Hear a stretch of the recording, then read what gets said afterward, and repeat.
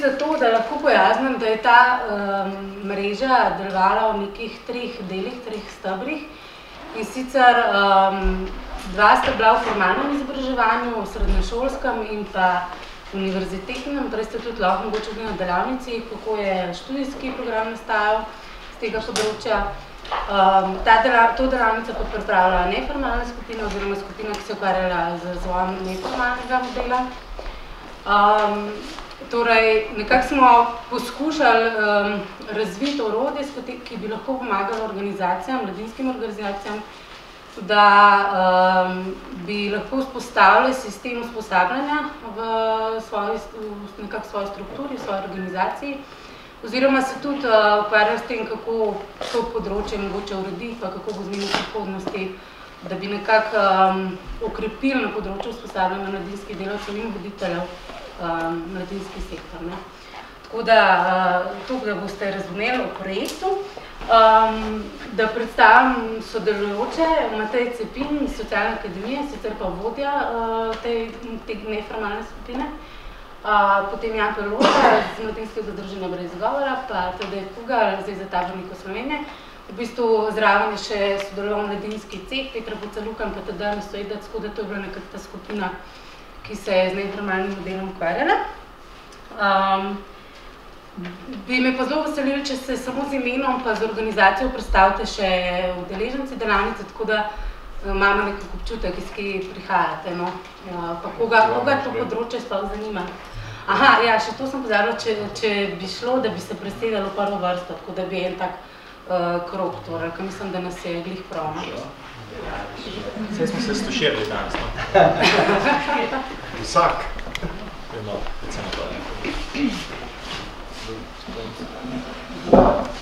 Ja, pa zdaj sem odvila, da sem še sebe pozabila predstaviti.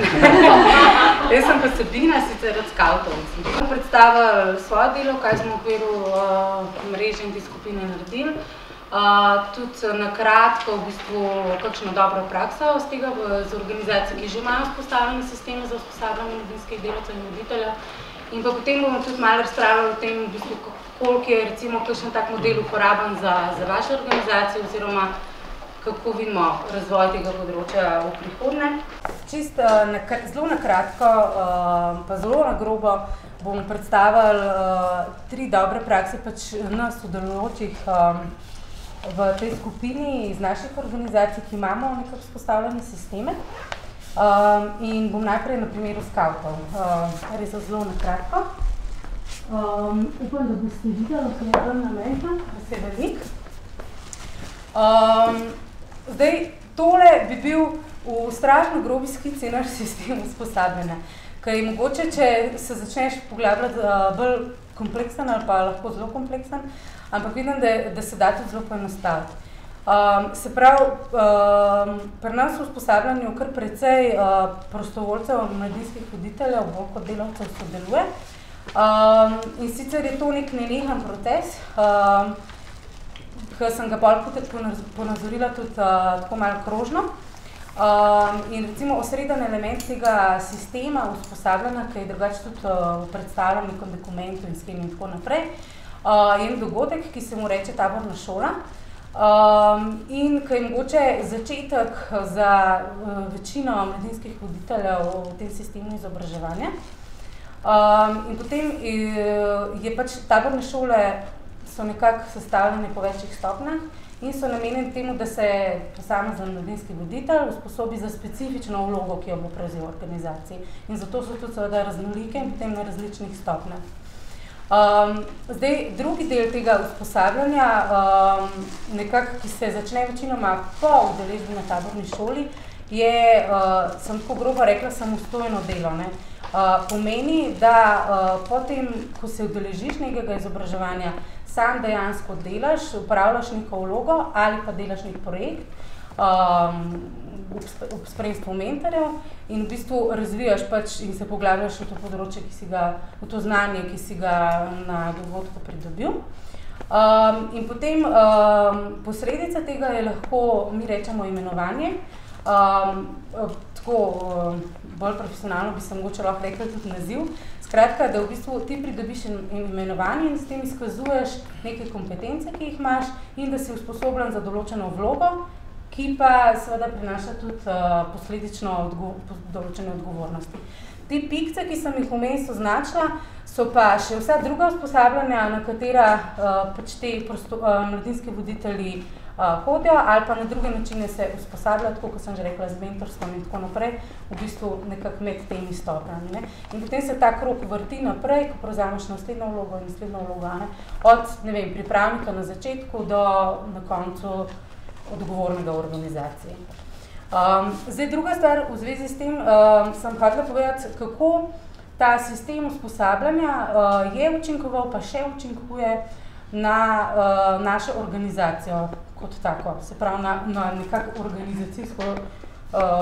organizacijsko strukturo. In prva stvar, ki bi jo izpostavila, je organizacijska kultura. Skratka, z vzpostavljenim sistemom usposabljanja smo in nam je pomagali razviti, pa tudi še zdaj krepi organizacijsko kulturo, za katero vemo, da je v večini organizacij ali pa vseh zelo pomembna za nek občutek pripadnosti, sploh recimo v članskih organizacijah in v bistvu povezuje pač pripadnike te organizacije v neko skupnost, ne, in posledično vpliva na motivacijo in tako naprej. Druga stvar, ki bi jo vzpostavila, je, da se z vzpostavljenim sistemom usposabljanja dvigne in ukrepi kakovost dela v organizaciji. Tukaj mislim predvsem na to, da se vzpostavi neka kratkoročno in dolgoročno načrtovanje lahko s tem usposabljanjem in da seveda delo lahko poteka veliko bolj poenoteno, če so ljudje nekako usposobljeni po nekem sistemu, ne, da tako rečem, grobo. Potem tretja stvar, krepitev strukture v organizaciji. Se pravi, z usposabljanjem v bistvu krepiš pač posamezne strukture, ker se ljudje usposabljajo za določene vloge v organizaciji, na kratko rečeno. Četrta, kakovost kadrov. Se pravi, z usposabljanjem logično pridobivamo kakovostne kadre, kar je pa zelo pomembno tudi, da se prenaša znanje naprej. Imaš ti nek sistem, ki nenehno deluje in se obrača potem v bistvu lažje v vsakem trenutku razpolagaš določenim številom, ne vem, usposobljenih ljudi. In pa še zadnje, ki bi vzpostavila, seveda je to samo pač nekaj teh učinkov, jih je sigurno tudi več, je pa povečan ugled organizacije, se pravi z nekako kakovostno usposobljenimi ljudmi, v bistvu ti dvigneš ugled organizacije tudi navzven, tudi s tem, da so potem lahko mogoče aktivni še druge, ali pa pač zgolj s tem, da se prepoznava to organizacijo kot, ne vem, kompetentno na tem področju, ne. Kar bi pa za zaključek še izpostavila pa to, da vsak tak sistem se mora nenehno, saj mi to opažamo, nenehno nekako prilagajati oziroma ga je treba nenehno evalvirati, zaradi tega, da pač gre v skladu z razvojem organizacije, na katerega je veliko zunanjih in notranjih dejavnikov vpliva, ne. To smo pa sestavili v bistvu simbol našega sistema usposabljanja, ki je rožica. Tako da, to je to. Pusti. Ja? Še uporabim. To bi bilo kar se skavtskega sistema, tiče. Hvala zdaj, kar ne vem. Hvala. Lepo, da si tole Marjetko naredila. Meni je bila prva asociacija Marjetica in takoj v naslednjem koraku sem se počutil kot šmrl, ki bom priletel v to Marjetico. Ja, predvsem v tem kontekstu, da je naš sistem izobraževanja zelo podoben pri tabornikih kot pri skavtih. Tako da midva so se v bistvu dogovorila na nek način, da bom jaz skušal v bistvu videti ta isti sistem skozi prizmo posameznika, ki vstopa v to zgodbo, ki v tej zgodbi, kjer se v tej zgodbi nekaj z njim dogaja in potem tudi seveda, kot čmrl prileti, opraši in potem odide naprej in opraši potem novo cvetlico in to se dogaja potem naprej. Prva stvar, ki me je v bistvu, najprej sem razmišljal o tem, dobra praksa, ne? V bistvu je praksa.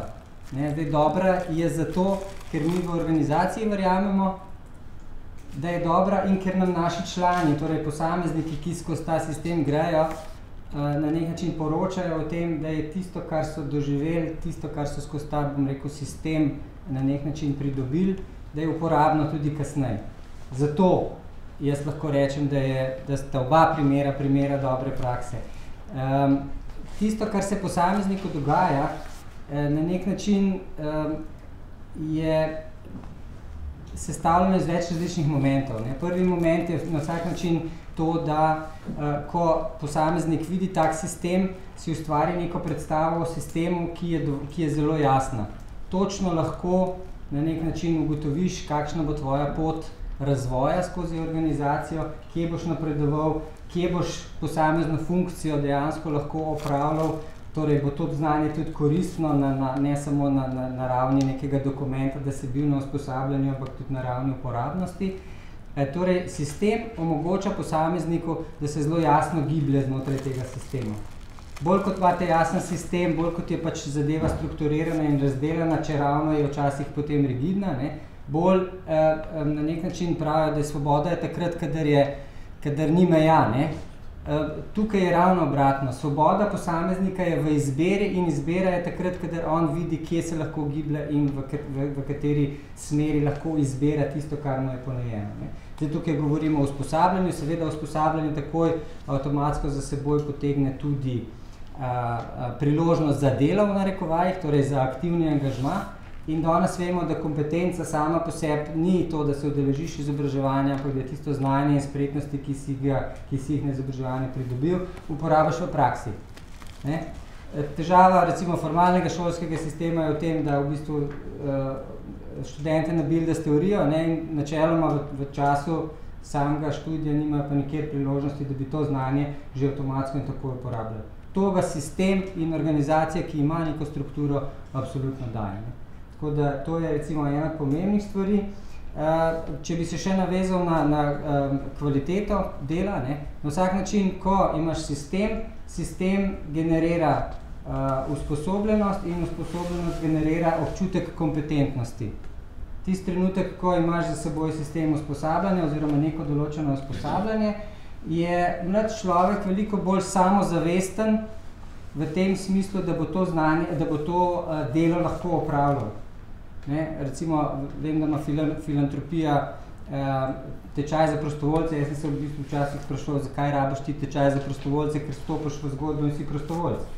Ampak dejansko moraš razumeti oziroma moraš v bistvu tudi kot prostovoljc opraviti v glavi neke premike v tem smislu, da se izprašaš, zakaj opravljaš prostovoljno delo, zakaj si želiš tam sodelovati, kakšni so tvoji, bom rekel, motivi v daljšem življenjskem obdobju, ne samo v tistem trenutku, ko si prostovoljci in tako naprej. Tudi teh priložnosti za iskanje, v bistvu za samo izpraševanje, za samo razvoj, za razvoj samopodobe je znotraj nekega, bom rekel, strukturiranega sistema usposabljanja veliko. In na ta način gre tudi za to, da v bistvu mladi ljudje potem lahko to svoje znanje stopnjujejo, nadgrajujejo. In zadnja stvar, ki se mi zdi, da je zelo pomembna, spet bom rekel, če pač potegnemo življenje oziroma če ga razširimo na daljše časovno obdobje, ugotovimo, da vse tisto, kar se tukaj dogaja, bodi si na ravni dela, torej opravljanje neke funkcije, neke naloge, neke vloge, ali na ravni tega, da pač nek mlad človek pleza skozi ta sistem, se lahko v nadaljevanju njihovega življenja ali že v času, bom rekel, tega plezanja, lahko manifestira tudi kot dodana vrednost v celovitosti izobraževalnih priložnosti.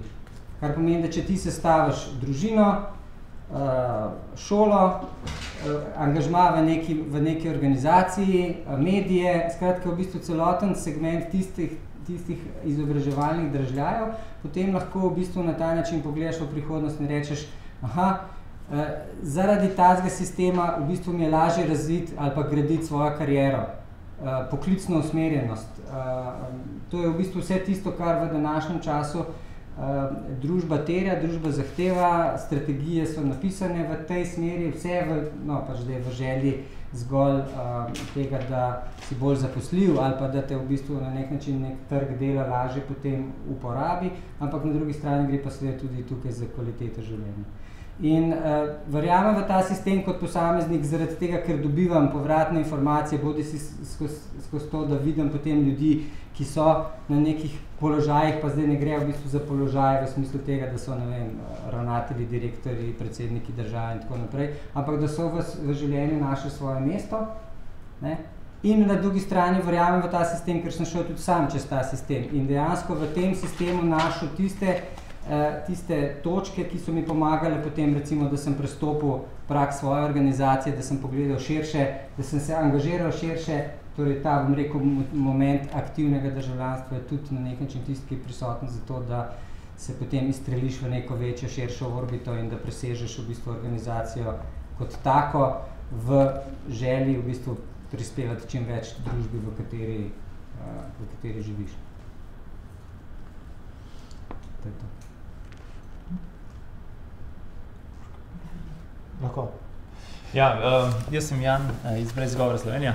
Zdaj čisto na kratko, mislim, da nekaj vas že pozna Brez izgovora, tisti, ki pa še ne veste.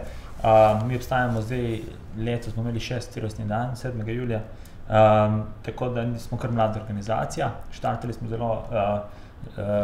zelo nizkopotezno, visoko, ne, veliko potezno, ono je majhno potezno. Majhno potezno smo štartali. Na začetku smo bili 3. In pred 3 leti se spomnim Mateja, ko me je kontaktiral in je rekel, Jan, prijavljamo en projekt, bi se vi vključili, zakaj pa ne? Niste nam niti sanjali, v kakšni smeri to gre in bili smo prepričani, da naša organizacija z tistimi 20-30 člani, ki smo jih imeli, načeloma tistimi zelo aktivnimi 30 člani, pač ima vse pod kontrolo. S časoma, ko smo vedno bolj se vključevali v ta projekt, smo tudi ugotovili, da nimamo pojma, kar se tiče sistema usposabljanja. Delovali smo super, ker smo bili majhni, ker smo bili družina, ker smo se dalo med sabo vse pogovoriti, dalo se je pravila kot taka, ni bilo treba formalizirati, rabili smo samo pač malo boljši pogovor z osebo in je bilo že vse jasno, kam postati smo in da do težav ne bo prihajalo. Sčasoma, ker je bila naša ideja bila tudi, da bomo rasli z leti, še posebej aktivno članstvo kot tako smo želeli razširiti in smo ga tudi do letošnjega leta razširili na 120 mladih, se je sčasoma kazalo, da ta družinski pristop več ni bil uspešen. No, mislim, uspešen je bil, ampak mogel si se deliti na 117 kosov posebej, da si vsakemu nameniti svoj del časa. Sicer sistem kot tak je že kazal obetavnejši obetavnejše razmere, se pravi, da se vodje in pomočniki načeloma lahko s temi mladimi ukvarjali, ampak žal nismo imeli konkretnega sistema, kako te mlade pripraviti do tega, ker tudi njih je bilo vedno več. No in zaradi tega smo tudi skupaj z Matejem in s Tadejem, ki so potem tudi moderirali proces nastanka modela v naši organizaciji, na številnih srečanjih, mislim, da kaj je trajalo 2 leti, dobre 2 leti, smo se z našim tako imenovanim strateškim svetom, kjer so notri vključene vse vodje plus tisti najobetavnejši pomočniki vodi, nekako začeli razvijati ta sistem, ki je sčasoma prišel do zaključka, da v naši organizaciji imamo več različnih tipov aktivistov. Tisti aktivisti, ki kome pridejo v organizacijo, se vsi imenujejo novi aktivisti. Ne? Logično. V nekem določenem obdobju, rečemo v eni sezoni, kar je recimo pol leta, 2 sezonah ali 3 sezonah, te novi aktivisti pač dajo skozi tiste osnovno neko spoznavanje organizacije, neke določene zadeve, ki so v organizaciji jasne, kakšen je naš položaj do določenih tem in kje se nahajamo v celotnem sektorju. Zdaj, tako je za novimi aktivisti jasno, je logično in avtomatsko prideš v to, si postaneš aktivist naše organizacije. Potem je pa ena meja, kjer se vsak mlad posebej odloči, že bi rad v okviru svojega projekta rad postal kaj večji in tu je ta možnost se priključiti vodjam kot pomočniki.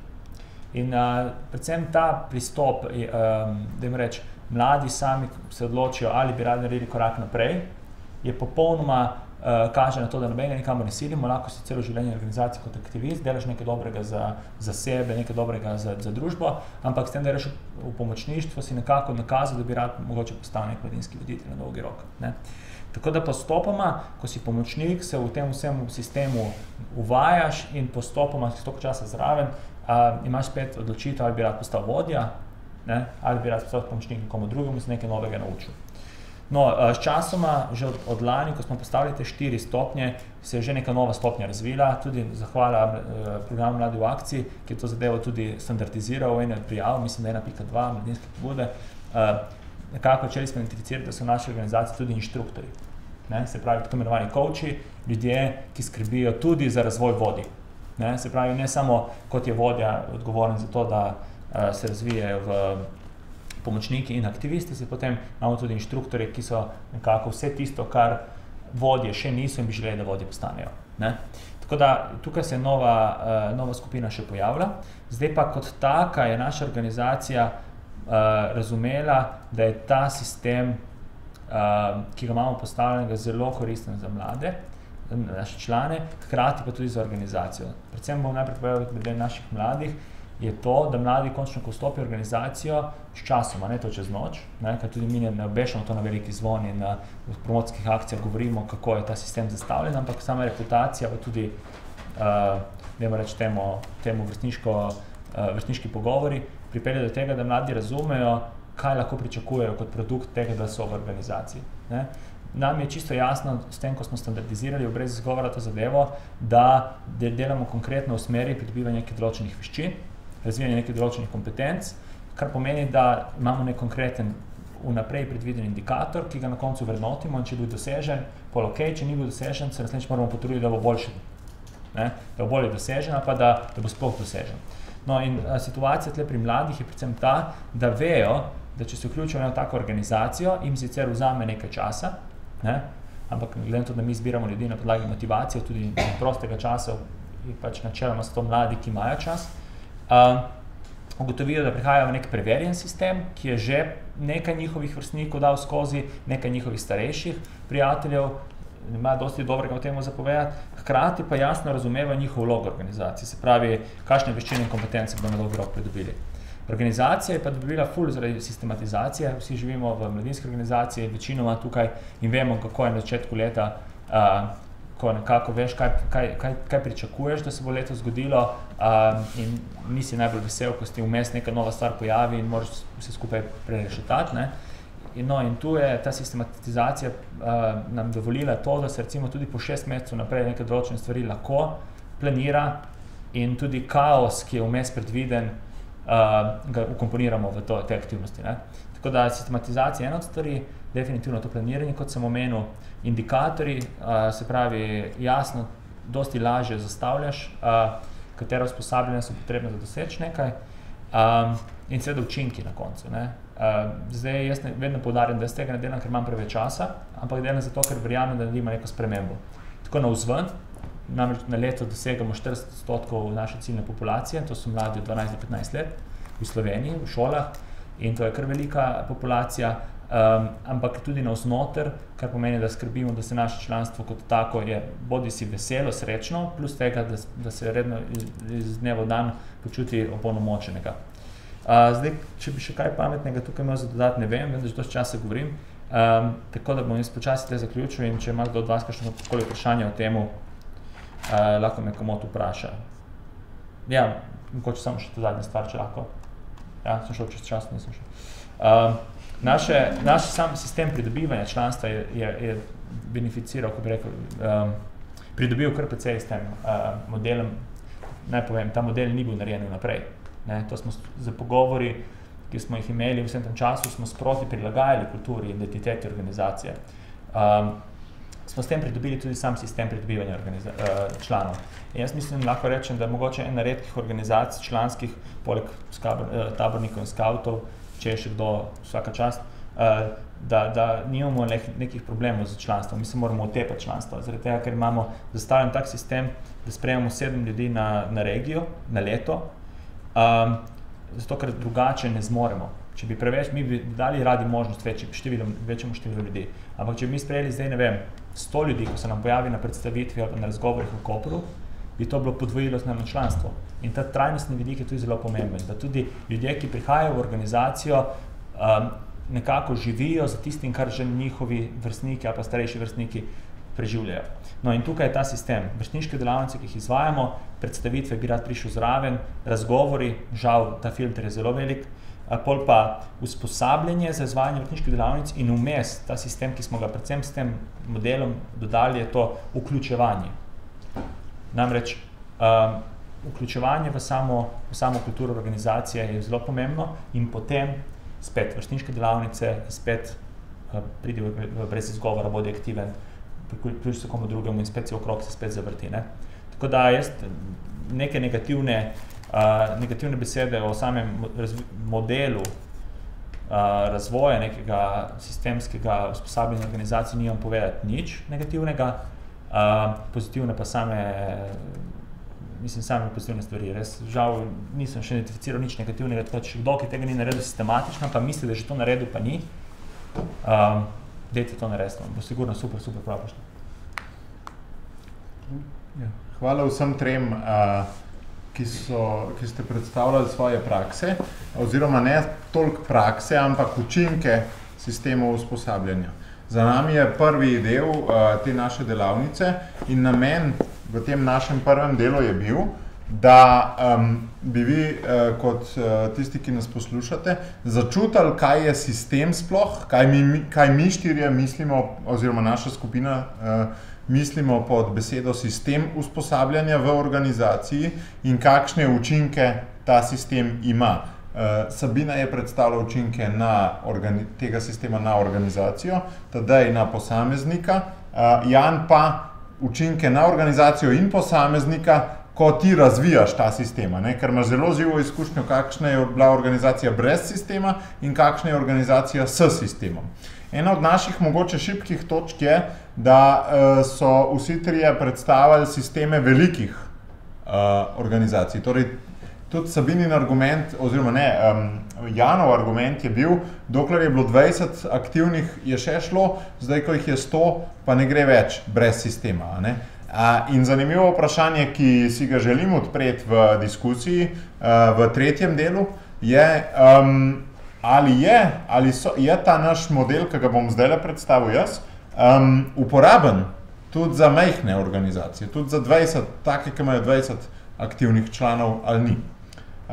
O tem nekoliko več kasneje. Torej, zdaj upam, da smo na točki, da čutite približno, ne veste, ni treba zdaj še vedeti, ampak da čutite, kaj je sistem usposabljanja v organizaciji in da čutite, kakšne učinke lahko organizaciji približno prinese.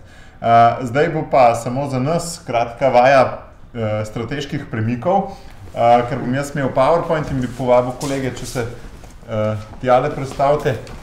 Stole mislim, da ne bojo nič moteči. Tudi sam izhajam, zdaj delam na socialni akademiji, ampak izhajam iz ene take večje organizacije.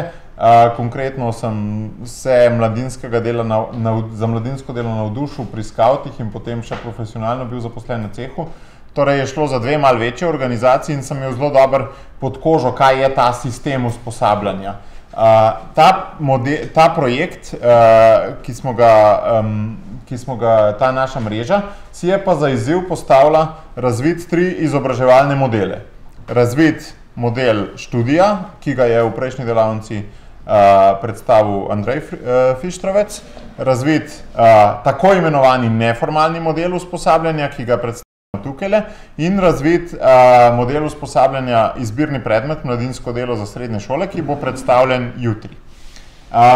Torej, izhajali smo iz teh velikih organizacij, ki imajo svoje sisteme že vzpostavljene in smo poskušali razmišljati o tem, kako zdaj to prenesti še na druge akterje v mladinskem sektorju, kakršnikoli že so. Torej, govorili smo že o modelu, modelu usposabljanja in pa sistemu usposabljanja. Slišali ste, da smo že omenili dve besedi, besedo model in besedo sistem. Morda ste nekateri čutili, da se nam te dve besedi mešata, ampak ni čisto tako. Do zdaj sem prav poslušal, smo jih zelo dosledno uporabljali. Torej, kaj mislimo? Sistem usposabljanja je sistem posamezne organizacije. Torej, naprimer, taborniki imajo svoj sistem usposabljanja. Naš model usposabljanja je pa nek splošni model, ki vam pomaga razviti vsak svoj sistem usposabljanja v lastni organizaciji. Torej, model je nekaj splošnega, sistem je pa vaš konkreten tisti sistem. Zanimivo je pa to, da je bilo v razpisnih pogojih že za to mrežo napisano, da moramo mi razviti neformalni model usposabljanja. Ne. In moram povedati eno zanimivo stvar, namreč nam je šele 3 mesece nazaj naredil en velik klik, namreč da značilnost našega modela ni to, da je neformalni, ampak mi pravzaprav ne bi imeli nič proti, če bi se v okviru ali nacionalnih poklicnih kvalifikacij ali pa nečesa sorodnega, ali pa da bi se naš model priznal kot, da imaš 2 predmeta na faksu narejena. Torej, da nas nič ne moti, če bi bil naš model formaliziran. In smo pravzaprav ugotovili, da so nam to nalepko neformalni nalepili razpisovalci. Da pravzaprav nismo si sami tega zmislili, ampak so nam to oni nalepili in zato od zdaj naprej, od 3 mesecev nazaj, govorimo pravzaprav o modelu usposabljanja mladinskih voditeljev in mladinskih delavcev v organizacijah, znotraj organizacij. Če si predstavljate študij, ki je bil predstavljen na prejšnji delavnici, študij za mladinske delavce, to ni, velik del ga poteka tudi znotraj organizacije, ampak sam zase kot celota pa ni znotraj organizacije. Ti greš v eno drugo inštitucijo, te tista druga inštitucija usposobi in te pošlje nazaj v organizacijo. Seveda pustimo noter so detajli, da je tretjina študija tudi praksa in tako naprej. Ampak značilnost našega modela je, da je to model usposabljanja znotraj organizacij oziroma v organizacijah. Kje smo bili leta 2009, ko smo projekt začeli in kje smo danes? V večjih organizacijah se je nekaj dogajalo in čutili smo sorodne elemente med temi organizacijami. Recimo en tipičen sorodni element, ki ga je tudi Jan zelo dobro poudaril, so bile stopnje voditeljev. Stopnje voditeljev, torej da ima organizacija različne, ni nujno stopnje, da so rangirani, čeprav ponavadi so, nekaj si, ko prideš noter, pol pa, ko imaš že malo več prakse, rataš nekaj drugega in tisto je načeloma višje kot vnaprej, čeprav ni nujno, ampak rečemo širše vloge voditeljev. Mogoče eno vprašanje za test v vaši organizaciji, še posebej tiste, ki imate manjše organizacije, ki pripadate manjšim organizacijam, ali imajo voditelji pri vas različne vloge ali ne? Ene imenujete prostovoljci, druge aktivisti, tretje pisarna, ali ene imenujete animatorji, druge voditelji, tretje menedžerji, ali kako? Ali so vsi pač nekaj, prostovoljci in tako. In če imate že določene vloge znotraj svojih aktivnih članov opredeljene, ste že na zelo dobri poti do sistema. To je že zelo veliko. V bistvu je bilo zanimivo, ko smo s Tadejem moderirala pri Brez izgovora, Parjanu, izdelavo sistema, smo se zaleteli najprej v sistem in nas je pol butnili nazaj v vloge. In pol smo se večino časa ukvarjali s temi vlogami, kako so te vloge med sabo povezane, kako prehajajo, kere kompetence ima ena, kere ima naslednja in tako naprej. Pravzaprav moja izkušnja tega projekta je, da če boste šli vzpostavljati sistem v organizaciji, se boste večino časa ukvarjali z vlogami. Tist je pol že dokaj rutina, tist vam bo vsak dober andragog znal pol narediti iz tega, če boste imeli te vloge dobro razdelane, vam bo vsak dober andragog znal iz tega pol sistem narediti. No, kje smo pa danes? Razvit je skupen model usposabljanja. Dana je spodbuda, če ne drugega tudi danes, je danes spodbuda organizacijam, da se tega področja načrtno lotijo in pa sanjamo oziroma vizijo imamo v jeseni po izteku projekta začeti z tako imenovano zbornico. Je v narekovajih, ker to ni končno ime, to nas še vse čaka do konca projekta, je vendarle še nekaj mesecev. Kaj ta zbornica je, pa v nadaljevanju več. Naša izhodišča pri razvoju. Glejte, zelo nevarno bi bilo, da bi delali zaprt model. Torej, da bi delali model, ki bo toliko zaprt, da se bojo samo te velike organizacije prepoznali. Torej, naše izhodišče je, da je model dovolj odprt, da se bojo v njem prepoznali vsi, pa vendar, da bo imel dovolj visoke standarde, da bo prispeval k kakovosti mladinskega dela. Namreč naša teza je, da če mi kot projekt ne bomo prispevali k kakovosti mladinskega dela, je praktično brez veze, da sploh karkoli delamo. Torej, naš končni cilj je dejansko dvigati kakovost mladinskega dela in seveda tudi dvigati kakovost sreče tistega posameznika, ki gre skozi sistem, ampak kaj pa je to drugega kot kakovost mladinskega dela pravzaprav. eno od zelo močnih naših izhodišč govori tudi o tem, da glavnina izobraževanja naj se vendarle dogaja znotraj organizacij. Če imate veliko izobraževanj, se vprašajte, koliko mi ven pošiljamo, koliko imamo pa notranjih izobraževanj. To je zelo pomemben procent, lahko ga tudi zmerite ali v izobraževalnih urah, ali v tem, koliko ljudi ste ven poslali, koliko ste jih pa notranje izobraževali. To ne pomeni, da morate vse trenerje imeti notranje, ne? Lahko imate tudi zunanje trenerje, ampak da imate notranje izobraževanje. Zakaj o tem? Naredili smo eno strokovno podlago, že tudi v prejšnjem enem projektu smo s Tadejem dosti delali na tem, o učeči se organizaciji. To je prav en menedžerski koncept. Kdaj se organizacija uči? Kdaj organizaciji rečemo, da je učeča se? Ko se v njej ne učijo samo posamezniki, pol pa grejo s tem znanjem ven, ampak tudi ko te posamezniki odidejo ven, se organizacija ostaja na isti ali pa še boljši ravni. Ne? Torej, da se uči tudi organizacija, ne samo posamezniki. Kako to doseči? Če bojo iz vaše organizacije 4 ključni kadri šli ali pa 2 ključna kadra, da bosta šla, a se bo vse podrl ali se ne bo? Če se bo vse podrl, niste toliko učeča se organizacije. Če se pa, koliko znate tega znanja zadržati v vaši organizaciji? In to, da imate vi notranje usposabljanje, zelo, zelo prispeva k temu, da boste učeča se organizacije. Ker to pomeni, da imate znanje tako kot, zdaj se malo več s tekom ukvarjam, tako kot glikogen v mišicah. A ga imaš ali ga nimaš. In bolj, ko treniraš, več kapacitete imajo mišice, da ga sprejmejo. Tako je podobno z znanjem. Bolj, ko boste imeli notranje usposabljanja, bolj boste fit, bojo vaše mišice imele večjo kapaciteto.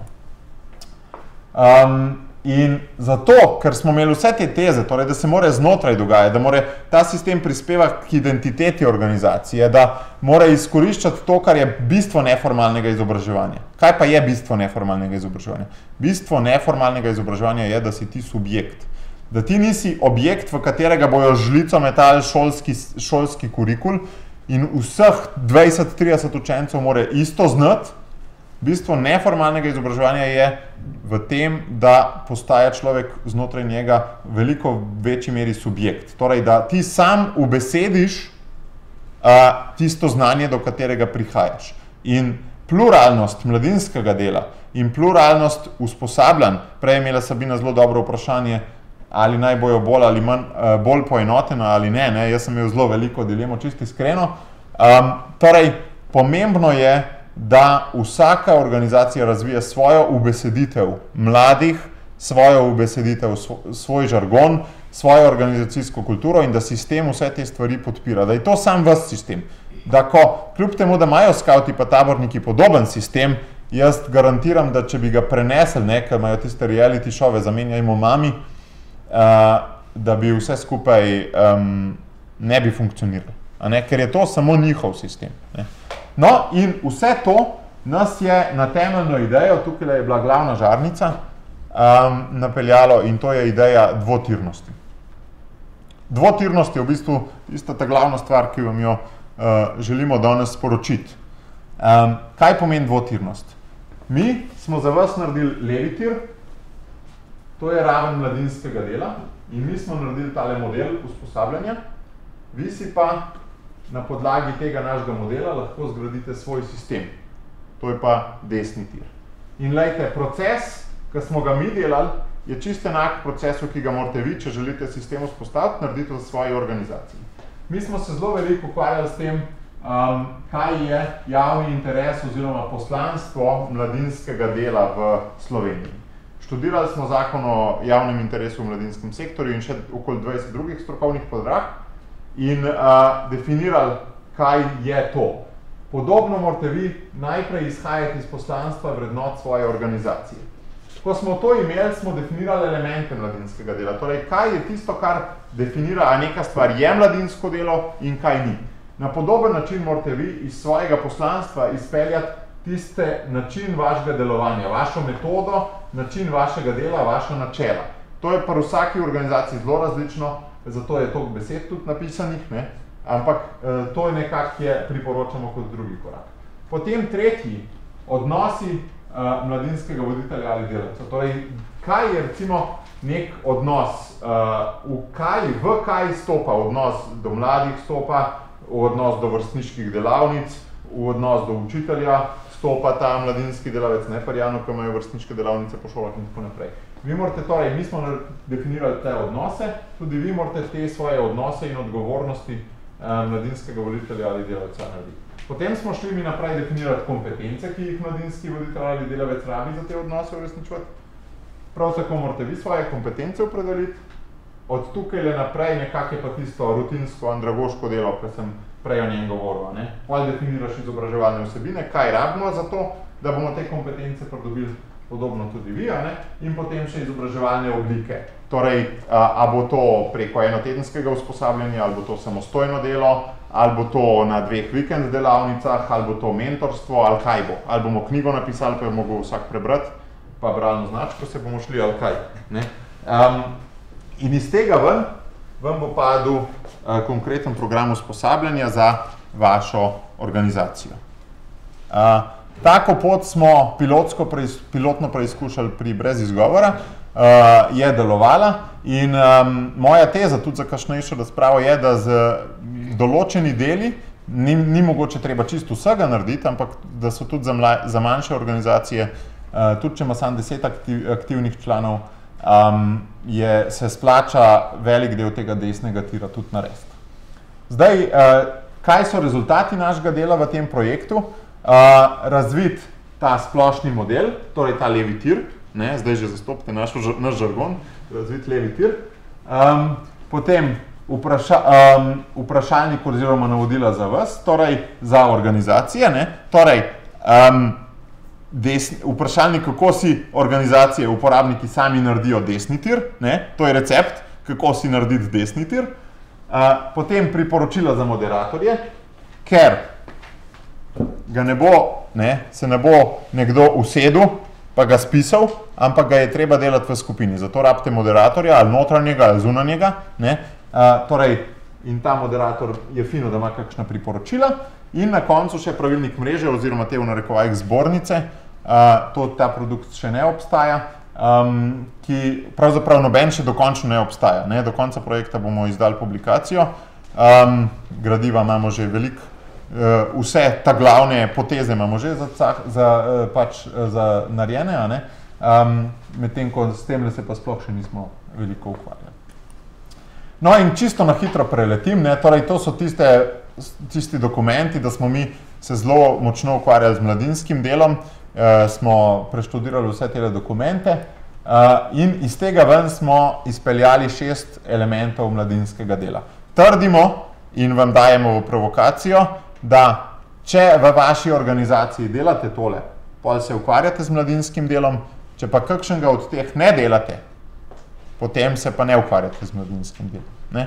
In to so elementi, za katerimi bolj ali manj, recimo 95% stojimo, da je to tista identiteta mladinskega dela, kot jo razumemo vsaj mi, ali pa lahko upam si posplošati v zelo veliki meri tudi v Sloveniji. Torej, prostovoljna udeležba mladih, druženje v skupini, tukaj ima vsaka beseda pomena, in druženje in skupina. So kar združene, so to take, kako bi rekel, energetsko močne besede, so iz več skupaj združene. Mladi so akterji, načrtovanje učinkov, učinki ne pridejo kar ad hoc, celostni osebnostni razvoj mladih in pa da je mladinsko delo dodana vrednost za družbo. Torej, čim na eni od teh padete, niste čisto pravo mladinsko delo.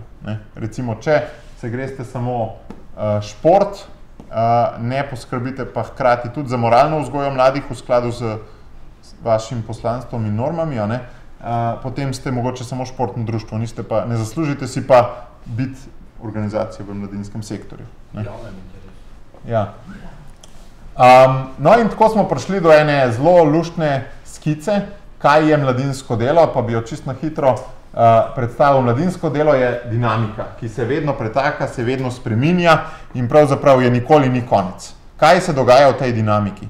Mladi ki iz zasebne sfere, ki je tukaj spodaj, vstopajo skozi družbeno participacijo, proces družbene participacije, te mladi vstopajo v družbo, v javno sfero. Obenem pa ta javna sfera skozi proces družbenega vključevanja mladih, social inclusion, vpliva na mlade in jim daje določene, bi rekel, kompetence in tudi jih opolnomoči, zato da bojo oni lahko naprej participirali. Ne? In tukaj se dogaja ta krog, pravzaprav mladi vplivajo na družbo in družba vpliva na mlade. Kakšna je pa zdaj vloga vaše organizacije pri tem? Vaša organizacija mora biti samo lojtra, čisto nič drugega. Kaj je pomen te lestve? Pomen te lestve je, da mladim nastavite kline tako, da bojo lahko plezali iz kroga svojih prijateljev, iz zasebne sfere proti javni sferi, proti aktivnemu državljanstvu ali pa proti zaposlitvi. Teh klinov jim ne smete dati na prepogosto, niti ne na preredko, ampak jim morate ravno pravšne kline dati, da bojo lahko plezali. In te klini so že zelo v bistvu simbol stopenj voditelja. Zato tudi menimo, da, a veste, če nimate sistema, nimate lojtre. Ali pa je saj nimate opredeljene, jo imate samo v glavi, nimate je pa zares postavljene. To pomeni, da vsakič sprotka, kdo pride, najbrž imaš tudi, vsakič sprotka, kdo pride, mu daš ravbarsko. Sistem je pa, da ti ni treba več vsakmu dati ravbarske, ampak je pač tam lestev. Upam, da to ni, je vse slovenska beseda, ali to sem bolj lokalno, ne vem. Zato je zelo pomembno, da se mladinsko delo dogaja v sferi civilne družbe, ki je ravno med zasebnim in javnim. In prostor mladinskega dela je prostor med zasebnim in javnim. In zato ga moramo fokusirati v sfero civilne družbe. Zato ni dobro, da imamo preveč javnih zavodov, ni dobro, da imamo preveč neformalnih skupin, ampak imamo največ pač nevladnih organizacij. Na tej lestvi mladinski voditelj in delavec vstopa v 4 odnose. V odnos do mladih, torej vedno dela z nekimi drugimi mladimi, ki jih vodi.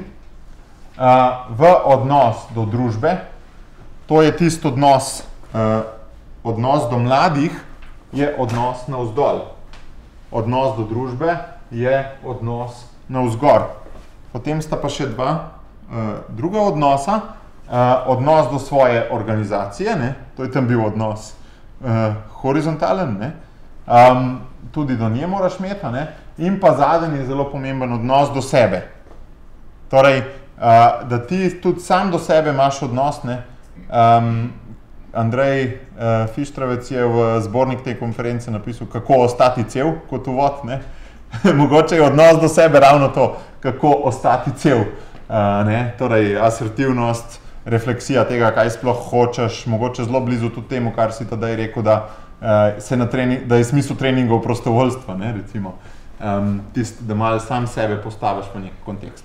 Torej, mi smo testirali tudi, koliko imajo naše organizacije, koliko vzgajajo oziroma usposabljajo za te odnose, in opazili smo, da najbolj naše organizacije usposabljajo za odnos do mladih, pa odnos do organizacije. Malo manj pa žal odnos do družbe. Mogoče bi bilo pri podmladku, ne vem, drugače. Odnos do družbe in pa odnos do sebe sta pa nekoliko zapostavljena v teh organizacijah, na katerih smo mi to testirali. To ne pomeni, da je tako v vseh. No in na teh smo definirali mi neke ključne kompetence. Poznate 8 ključnih kompetenc, ki jih je EU definirala. Od zdaj naprej bomo imeli za mladinske voditelje in delavce po našem modelu 10 ključnih kompetenc, 4 plus 2 plus 2 plus 2. Vidite, odnos do mladih je vseeno najpomembnejši, zato imamo pri njem 4 kompetence, pri vseh drugih pa po 2. In te kompetence so pravzaprav neke zelo široka področja znanja, ki nam samo malo pomagajo usmerjati. In potem za vsako posamezno smo mi opredelili še, se pravi, to je ena od kompetenc, potem smo jo opisali bolj natančno, kaj smo s tem sploh mislili, in smo pa za vsako naredili znanja, veščine in pa osebnostne značilnosti. To so te tri koti kompetence, ker vemo, mislim, da nas je že večina že slišala o kompetencah, da vemo, da rabiš vse te 3 da se te nekaj prime. A ne? Če imaš sam veščino, ne pa znanja, ali pa če sam teoretično znaš, ne znaš pa narediti, ali pa če znaš vse, sam nisi motiviran, da bi to naredil, ne? Ni nič. Ne? Zato rabiš vse troje, da neko kompetenco res imaš. No in tako, takih tabelc imamo torej 10, ne? Za vsako kompetenco posebej. Potem pa smo razdelali različne oblike, tukaj jih je samo ene par in tukaj so še nerazvrščene. Oblike usposabljanja v publikaciji, ki jo boste lahko do konca projekta dobili, bojo tudi pravzaprav nasveti, katero obliko izbrati, kdaj in zakaj je kakšna oblika dobra in kam jo pozicionirati znotraj ostalih. Tako da boste imeli tudi v bistvu idejo, aha, vidiš, tole bi se pa dalo to obliko uporabiti, ne? Boste dobili mogoče idejo, lej, se takole stvar se pa res da še najboljš narediti, tako da narediš en dnevnik za svoje voditelje, ne? Pa da ga izpolnjujejo, pa ni treba za to je za 4 dni na neko usposabljanje, mogoče se da to prek nekega dnevnika čisto dobro rešiti, ne? In potem, ko imamo zdaj ta levi tir narejen in tudi nekako navodila, kako izvajati desni tir, kako si narediti svoj sistem, si želimo vzpostaviti zbornico. Namena zbornice sta dva, in sicer da zagotavlja standarde, torej da organizacije, ki bi vstopile v to zbornico, imajo nek skupen interes. Skupen interes je, da bi država dala še več poudarka usposabljanju mladinskih voditeljev in delavcev, da bi bilo to kvalitetno, da za ta levi tir skrbimo in ga, če se bo izkazal v kakšni točki kot slab, prenavljamo. Torej, to bi bilo, kar se standardov tiče. In pa servis, da bi ta zbornica nudila tudi servis, recimo izmenjavo izkušenj, mogoče enkrat na leto za kakšen pol dneva, da en dan se dobiti. Gradiva, kadri, informacije, torej da bi lahko ta zbornica ponudila tudi moderatorje, ki bi vam prišli zmoderirati, pomagati svoj sistem vzpostaviti in tako naprej. Ne. To je v bistvu naša ideja, kako bomo ta projekt naredili trajnosten. Ne. Torej, da bi vam ponudili, vstopite v zbornico, ker boste imeli tele bombončke malo, ne. Hkrati se boste pa pol tudi obvezali, da boste kot nek standard, kot nek ne glih certifikat, ampak je ta ideja v ozadju, ne da bomo certificirali, ampak nekako, če se boš pridružil temu klubu, boš tudi obvezan, da ta model da svoj sistem skozi obnavljaš in imaš nek nadzor nad kakovostjo. Na potezi ste pa zdaj vi, oziroma Tadej, ki vas bo spravil v potezo. Ja. Jaz se bom zahvalil Mateju za predstavitev. Zadnji del smo predvideli kot na nek način diskusijo. V dveh smereh bi želeli razmišljati. Prva stvar, ki je pomembna za nas, snovalce, oziroma v bistvu tiste, ki smo ta model razvili, je, če se vam je zdaj utrnila v glavi kakšna povezava s tem, kar vi v organizaciji delate, če ste videli kakšen uporaben moment ali pa kakšno uporabno stvar tukaj znotraj, in na nek način vas je to nagovorili, da želite več informacij, da želite v bistvu čim prej dobiti to knjigo, da želite recimo pomoč moderatorja in tako naprej. Torej ta, bom rekel, vaša realnost danes tukaj zdaj in povezava z modelom in pa potem morda na koncu ob zaključku pa še kakšno razmislek za naprej, morda spet, bom rekel, v pomoč nam razmišljati. Zbornica da ne na kakšen način, kako v bistvu aktualizirati to idejo, namreč tisto, kar je bila naša želja, da se ta projekt ne zaključi 31. avgusta in ob izdaji priročnika oziroma teh, bom rekel, podpornih gradiv, ampak da doživi neko trajnost, ker verjamemo, da s tako podporo in s takim razvojem lahko pomagamo sektorju, organizacijam, vam, vaši kvaliteti delovanja in seveda tudi v bistvu prepoznavnosti in vplivu mladinskega dela širše, na mlade in na družbo. Tako da, kdorkoli, kakšna ideja, kakšna povezava, iskrica, kaj je tisto, kar se vam je v bistvu zdaj v tem trenutku pletlo po glavi, ko ste poslušali Mateja nas prej predstavitve prakse? Pač na tem drugim vprašanju, ker zdaj sem sledila delavnici o študiju mladinskega dela in zdaj sem sledila delavnici o modelu usposabljanja v mladinski organizaciji, pa me zdaj v bistvu zanima, kako sta model in modul povezana. Se pravi modul za mladinsko delo in model za usposabljanje, ki ima razdelan v bistvu profil mladinskega delavca, se pravi neke jasne cilje, medtem ko smo se pa na prejšnji delavnici spraševali, ali nam je jasno, kakšen profil mladinskega delavca dejansko hočemo. Mogoče samo teh ciljih povedal niso toliko jasni, kot se mogoče zdi.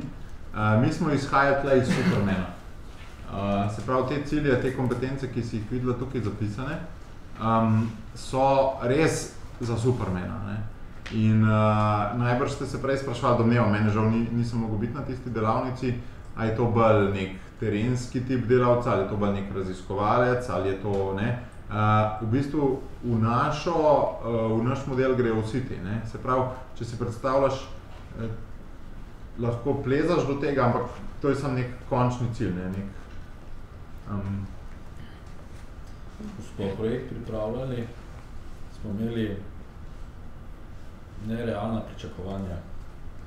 Mi smo mislili, da bomo v prvem letu izoblikovali standarde mladinskega dela in to bo potem skupno izhodišče in potem bo formalni del oziroma študij se na to oziral in potem ne bomo uporabljali termina neformalni, čeprav si ga pisal, ne? Na začetku si ga prečrtal. Torej, izobraževanje v organizacijah pa bo tudi se na to oziralo in tako bomo imeli nek skupni imenovalec. Potem smo imeli uvodno konferenco november 2009, ne? V Ivanu Cankarju, ne v tem dijaškem domu. In smo ugotovili, da smo si pretežek za rogaj dali, ne. Angleži so to delali 5-6 let z nacionalnimi konferencami, z velikimi denarji in tak naprej, ne. Tako da smo potem nekako šli vsak po svoji poti, ne. Tako da, recimo, elementi pa to, kar se tu zdi tako jasno, to bomo mi v naš model vključili, oziroma v študij, mariborski študij, ki imamo zdaj 2 študija, pa zdaj, da bo še specialistični nastal v naslednjem mesecu, vključevali na ta način, da bodo specialisti z polja prišli govoriti, ne. Recimo Matej, absolutno to predstavo. Ne. Tako da bo na ta način nekako nastala ta povezava. Plus preko, recimo za mariborski model preko prakse, tudi kolegi v Ljubljane vedno bolj prepoznavajo pomen prakse, formalno 8 ECTS, ampak v razrezu pa že prikazujejo 18 ECTS, da prakso vključujejo posamezne predmete. Ne. Tako da, mislim, da bo tu skozi delovanje bojo se ene stične točke spostavljati. 3 leta je absolutno premalo. Ne. Prvo leto se zelo loviš, pa si še v oblakih, potem pristaneš, potem se moraš strezniti. Približno takrat, ko je začel model tudi poslovno funkcionirati, ko Ministrstvo za šolstvo ugotovilo, da obstajamo, ne, da morajo poročila pregledati, pa jih izplačati. Takrat tam nekje je pravzaprav, smo tudi mi se prizemljili v programskem, v vsebinskem smislu, ne, in pravzaprav zdaj smo začeli fajn delati. Zdaj je dober začetek, ne, zdaj bi, mislim tudi pri naši mreži, da tam se poslušal tudi v drugih mrežah, ne, da zdaj bi pa bilo res fajn. Zdaj bo lepši bo. Če dodam, recimo, se mi zdi, da je dejansko se izkazali, da so bila izhodišča zelo različna. Recimo pri neformalnem modelu smo dejansko izhajali iz tega, kar iz nekega stanja, ki obstaja, pa iz izkušenj nekih organizacij, medtem ko pri strukturi, kot je univerza, pa je treba tukaj upoštevati še njihove zmožnosti in tako dejansko pride do razlik in po mojem se bo te povezave na začetku dogajale predvsem skozi posameznike, ki se bodo pač na eni strani usposabljali v neformalnem modelu in potem v bistvu pridelali tudi to formalno izobrazbo. In šele s časom se bo po mojem izkazali, kako bodo mladinske organizacije uporabljali te profesionalno izobražen kaderno, v bistvu, koliko bo sploh dejansko uporaben, sprejet v organizacijah in kakšna količina bo teh, ne? Ker zdaj na neformalni ravni vemo, da se ogromno usposabljanje zgodi in da gre skozi ta usposabljanja veliko ljudi, ne? In je pretočnost zelo velika, ne? Medtem ko število teh profesionalno usposobljenih bo pa majhno. Ne? Tako da se mi zdi, da bo tle tako vedno nujna komplementarnost, no? Ne bo en model mogel zamenjati drugega. Ja, še to Jaz pa zdaj malo manj vidim pozitivno stran prejšnje delavnice oziroma študijskega programa. Zakaj? Ravno rekli smo, vsaka organizacija je posebna, ne? Ima svoje specifike in usposabljanje v sklopu organizacije, ki je razvito iz nekega modela v sistem, ne? Če sem prav se zapomnila, je uporabno. In Tadej je prej tudi rekel, da bi on raj zaposlil nekoga, ki ima, 10 let delovnih izkušenj v mladinskem sektorju, kot pa nekoga, ki pride s formalno izobrazbo pa prej delo v gospodarstvu. Tudi meni se zdaj to vprašanje odpira, če ni veliko bolj smiselno vlagati v ta neformalni del usposabljanj, izobraževanj, kot pa neko formalnost, če je pač mnenja. Mislim, jaz sem tudi vedno pod vprašanje postavljala, kaj dejansko tisti, ki zaposlujejo v določeni organizaciji, kaj gledajo. Jaz vem, v moji organizaciji tudi bi prej vzeli nekoga iz izkušnja. Zdaj vidim, da tudi v drugih, kar je smiselno. Ne? Kaj je zdaj dejansko smiselno študijskega programa, razen to, da razvijamo odločevalce bodoče, ki bojo potem vstopili v politiko, v razne inštitute in podobno. Še kakšno mnenje prej Matej mogoče? Zelo kratko repliko. Točno to je, se mi zdi, kar si rekla in ti hvala za to. Mi z Andrejem imamo velikrat tudi med modeli kreativne tenzije, ne? In ni to, da bi mogel en drugega dol potovčiti, ampak dejansko bi pa moglo biti tole neformalni model, ko sem jaz napisal glavnina, bi se mogla dogajati tukaj. In tudi vlagati ni nujno, ker je univerzitetno izobraževanje dražje, ne bom rekel več denarja, ampak več pozornosti polagati temu, tudi na ravni razpisov, ne, recimo Urada za mladino, Bog je, kaj bo čez 10 let, ko bojo te prvi kadri sproducirani, a bo več pozornosti na razpisih temu ali bo tistmo. In tudi kakšen razpis za usposabljanje kadrov, recimo v mladinskem delu, to so vse možni inštrumenti, ki bi lahko k temu prispevali. Torej, študij mora biti po moje res samo za zraven, ampak glih zato mene tudi zanima, kako vi čutite s temi sistemi, a imate ali nimate, ker na začetku ste rekli, da imate, zdaj smo mogoče malo mi višje standarde postavili, ne, pa a se sploh strinjate s tako visokimi standardi ali ne, pa če smo preveč bogi, provociram, ne, še tisto, kar sva se z Andrejem že zmenila 2 let nazaj, ne, ampak provociram, če smo tlele že preveč bogi, a bo res študij naredil lahko samo škodo, ne, pa provociram. Ja, izvolite. Jaz bi se sam tule plačevanju teh profesionalnih delavcev, potem se, ko pride do tega problema, formalna izobrazba pa znanje, ki ga znaš uporabiti. Javni delavci so sam plačali samo po izobrazbi. In to ne moreš zdaj dokazati, da ti nekdo dober dela, če nima izobrazbe. Ne moreš ga plačati. Zato bo mogla biti formalna izobrazba. Ja, zdaj v mladinskih organizacijah ne funkcionira vedno na ta način. Tudi ni nujno, recimo, da imaš ti osko specifično vse v končni fazi. Zdaj formalna izobrazba niti ne obstaja. Mladinski delavcev je bila že kar velika. Tako da... Številko še ima. Ja, ne, stopnja, ja, to razumem. Mislim, da je recimo prednost študija, vsaj jaz vidim v tem, da nekako umešča to vlogo ali pa to delovno mesto, ne, če tako splošno rečem, v družbeni prostor in ji daje neko vrednost. Ne. Zdaj, a je to pravi način, se bo pa bomo s časoma šele izkazali, ali bi bil mogoče bolj pravi način, kakšen drug. Verjetno, če ne bi mi razvijali tega modela in se ukvarjali z našimi sistemi, formalni študijski programi nikoli ne bi izgledali tako, da je 1/3 prakse oziroma, bom rekel, nekih izkušenj in aktivnosti znotraj, ki pač prispevajo kreditom in v bistvu, bom rekel, so del študijskega programa. Kar pomeni, da že v bistvu v tem 3-letnem obdobju ali pa mogoče, če pač na daljšo periodo to razširim, se kaže to, da je potrebno poznati vsak model oziroma način, kako to poteka v mladinskih organizacijah, način, kot ga vidijo akademiki oziroma tisti, ki, bom rekel, vsak dan predavajo oziroma se ukvarjajo s temi formalnimi študijskimi programi in da bo prihajalo vsako leto oziroma skozi, bom rekel, leta, tudi potem, ko bomo že poskusno uvedeli, ko bomo mladinskim organizacijam pomagali zgraditi te lestve in na nek način dvigati v bistvu kvaliteto ali pa število ali pa karkoli za posamezno organizacijo pomembno, prihajali vedno bolj skupaj in našli tisto sinergijo, ki je potrebno zato, da oboje prispevamo k temu, kar si vsi skupaj želimo in prizadevamo. Ja, jaz sem samo hotel še povedati, ne, da jaz sem eno nehvaležno vlogo imel pred kakšnim letom in pol, ko je bil kolokvij prav o tem, sem nekako komentiral, da jaz recimo ne vidim kot neko zelo smiselno zadevo, da bi jaz nekega svojega aktivista starega 19 let, potem ko ima 4 leta nekih izkušenj kot aktivist v organizaciji poslal v nek študij, ker bi on naenkrat dobil stvari, katere sem jaz nekako 4 leta poskušal postopoma mu predajati. Zato sem jaz mogoče s tem čisto laično, pa ne zato, ker bi bil laično pri projektu, ampak čisto laično, dosti bolj fan nekega poddiplomskega študija, ker enostavno ljudje pri svojih 22-23 letih, ko so že prišli na stopnje nekega voditelja v organizaciji, kjer se identificira, recimo na svoji lastni izkušnji, tako povem, da recimo, če bi jaz šel v marketing študirati pri mojih 19 letih, ne bi razumel nič tega, kar razumem zdaj, kot ena za poddiplomcega.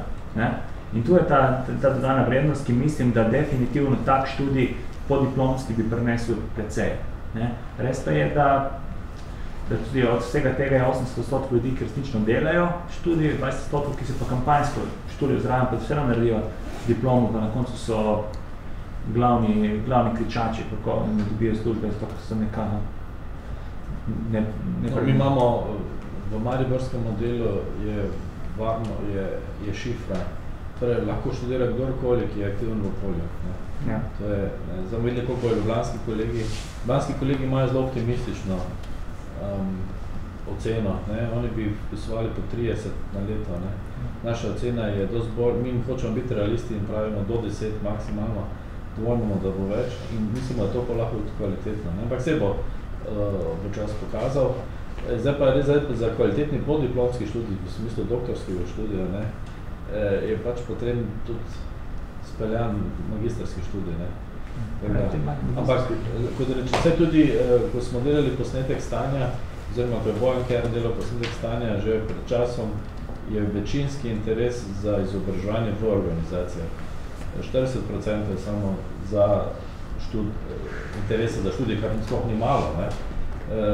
Tako da jasno je, da večina izobraževanja poteka v organizacijah. To je samo en vidik, niti ni to smetana. Pač to je samo en vidik, ki je pač v celem sistemu potreben. Ima pa tudi močno simbolno težo. Okay, hvala. Jaz ne bi nadaljeval v tem smislu, ker se mi zdi, da si res želimo od vas vedeti, kaj je kako vas je model nagovoril, kako vas je to, kar smo v bistvu na nek način predstavili, kako je to relevantno za vas. Je to nekaj čista abstrakcija ali na drugi strani to nekaj, kar lahko jutri primete in s tem, ne vem, dvignete neko kvaliteto več. Videli smo recimo, sistem lahko prispeva tudi k vključevanju mladih. Več mladih lahko pride noter, v bistvu imajo znotraj različne izzive, stopnje, napredovanja in tako naprej. Kako vi doživljate ta trenutek, to, kar ste verjetno sicer prvič slišali, pa kljub vsemu se s tem verjetno aktivno ukvarjate?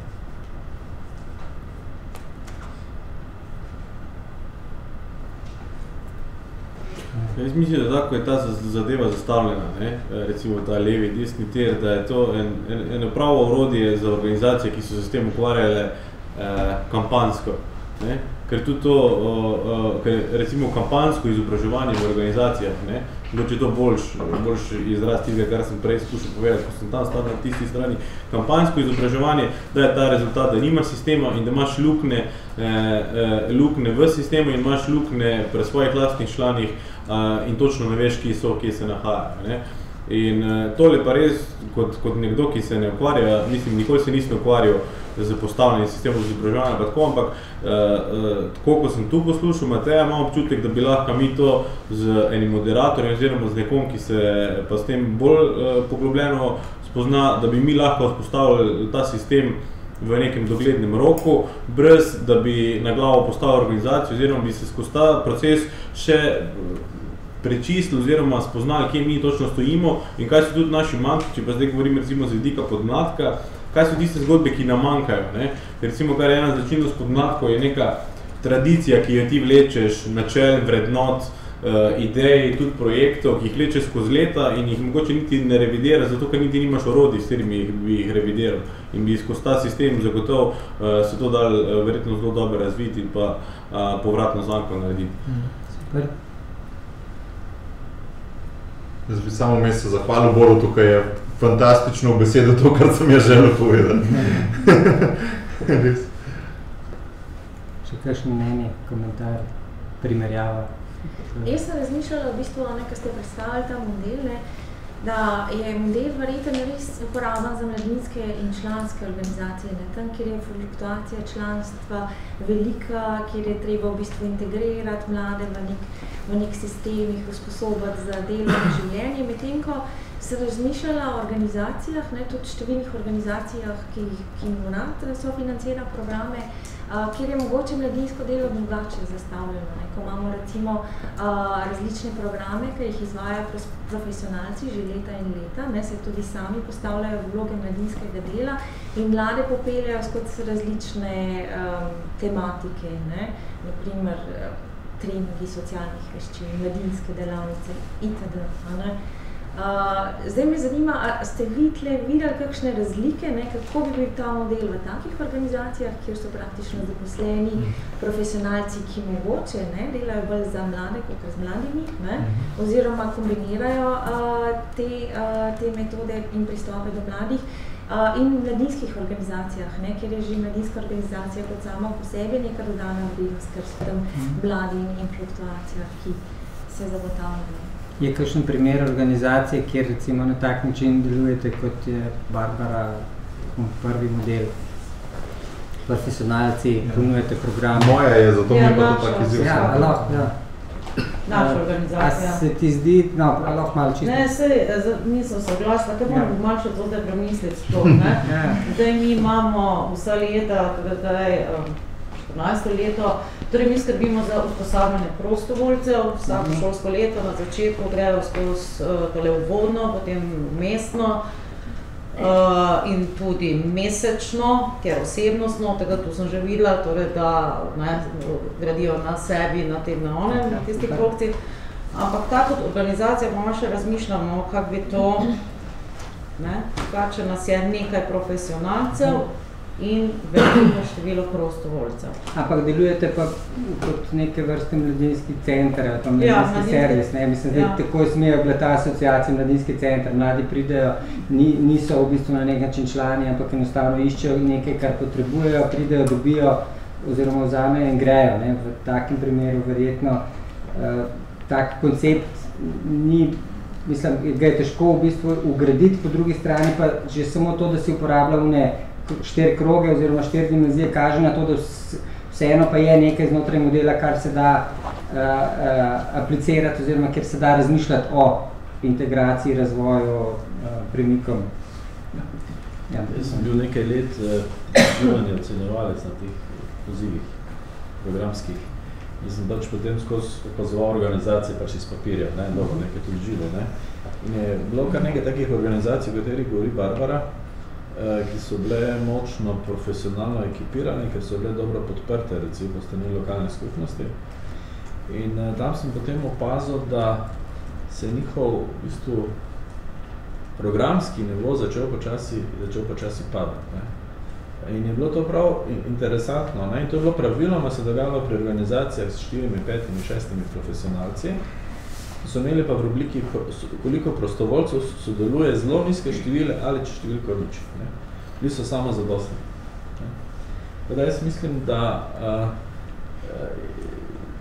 je to negativno, kljub temu, da so bili dobro finančno podprti, lahko so se na nek način so imeli pogoje za trajnost, so pa programsko stagnirali. Tako da mislim, da se ta model da, ker nobena organizacija ne more na dolgi rok funkcionirati, če ne veže, če sistematično ne dela na izobraževanju.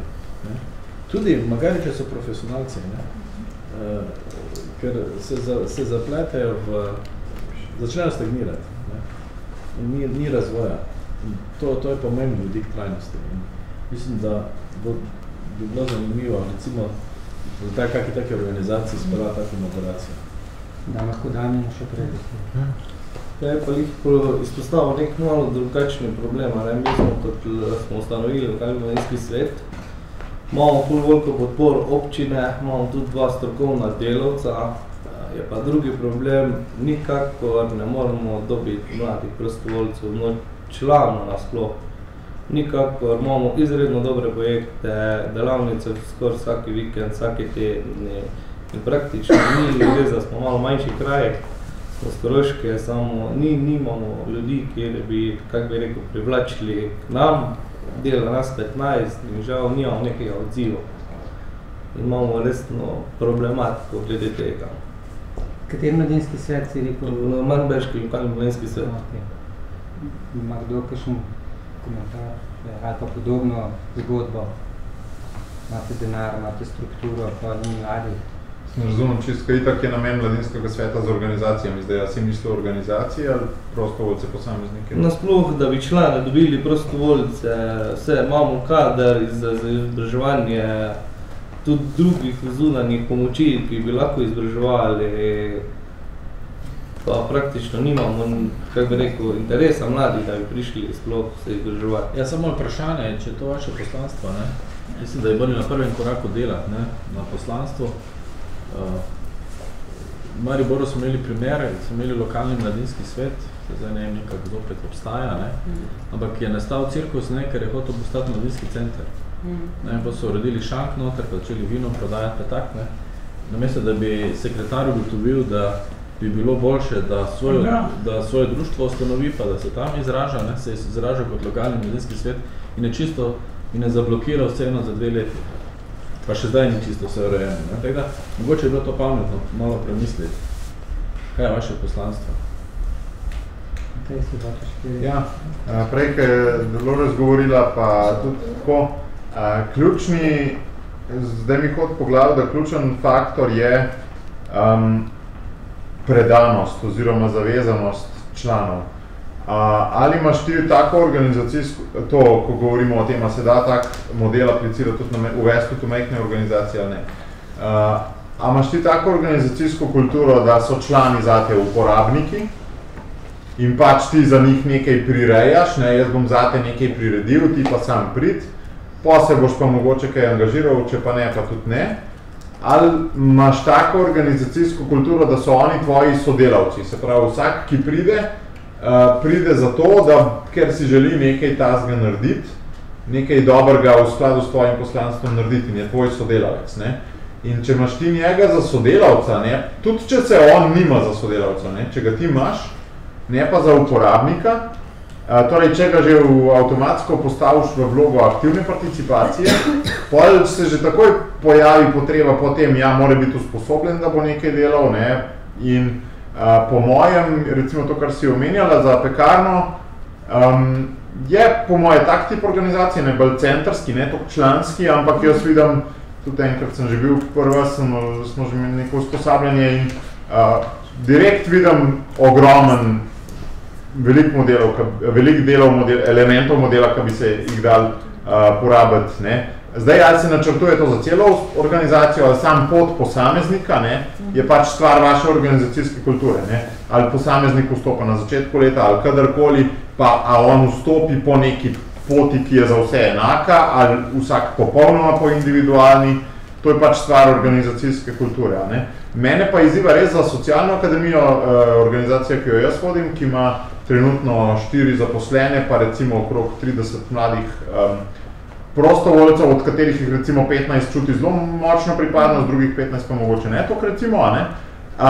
Koliko se jad to, a ne, in tudi jaz imam itak zavezo oziroma željo, da ta model razvijemo do konca projekta, tudi na ravni mislim, da sistem razvijemo, ampak še ne vem točno, ali ga bomo razvili samo za en projekt, ali ga bomo razvili za celo organizacijo, kot neko pot posameznika v organizaciji, se pravi, kot ti prideš na socialno akademijo, ti želimo najprej posredovati to pa to pa to in te usposobiti tako pa tako pa tako, ne? Ali vključiti profesionalce not, ali ne. To so mi še taka vprašanja, ampak jaz mislim, da, ker se tudi ne želim samo njih odločati, ampak se želim v skupini, ne? Ampak je v bistvu zelo odvisno od te organizacijske kulture. Še kakšno zadnje? Kaj bi še nekaj, tole, kar mene že kar dosti let moti, nekaj govorimo o članski strukturi, kjer družbih, nekje pa govorimo o organizacijah, tako so mladinski centri. To so velike, vsebinske, osnovne razlike. In mi se preveč zapletamo s tem dvim pojmi. Nimamo točno razjasniti, kaj je kaj. Društvo, tako ste ga zdaj predstavila, to je čisto organizacijsko strukturo, ko vemo, kako je. Center, tam je pa neformalna mladina, katera se noter združuje.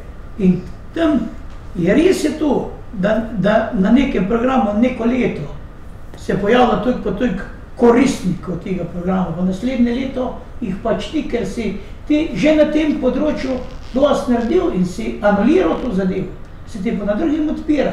In zdaj, pri teh študijskih programih je pa treba to narediti, da bomo dobili multipraktik, da bomo dobili človeka, kater je v bistvu zelo pripravljen, da ima čut sociale, odgovornosti, organizacije. Da bo znal in ne mora biti to formalnost, tako bom že rekel, očitelj, ko je ura, ko zazvone, pa gremo domov. Tega ni. Ja, ura je država se zvonila, jaz bi to v bistvu uporabil kot istočnico, namreč naše izhodišče ali pa svetinja je bila ta heterogenost, ko smo v bistvu ta model razvijali. Nismo želeli reči, mi smo tisti, ki bomo postavili en sistem in kdor bo ta sistem sprejel, tist bo naš oziroma tist bo dobre mladinske delavce proizvajal ali pa ustvarjal kvalitetno mladinsko delo in ostalih ne bo. Mislim, da je ta v bistvu heterogenost razumevanja polja, razumevanja načinov dela pomembna, potrebna in tisto, kar polagam vsem vam na dušo ali pa na srce, je pa to, da dejansko razmišljate, kako tole, kljub vsemu, da se mogoče ta trenutek ne najdete v tej zgodbi, kljub vsemu na nek način izkoristiti, kako uporabiti, kako nekaj v prihodnosti narediti, kar bo prispevalo k različnim spremembam v organizaciji, ali v številu članstva, ali v kvaliteti dela, ali v vplivu struktur na odločevalce, recimo, če smo že prej od dopoldanskega dela ugotavljali, da imamo sporočila za odločevalce. Res dejansko je na nas samih, da naredimo korake naprej, verjetno ste jih danes že slišali nekaj, jutri boste še nekaj in vse te stvari so možnosti, ki nas bojo v prihodnosti pripeljale do boljših rezultatov. Hvala lepa.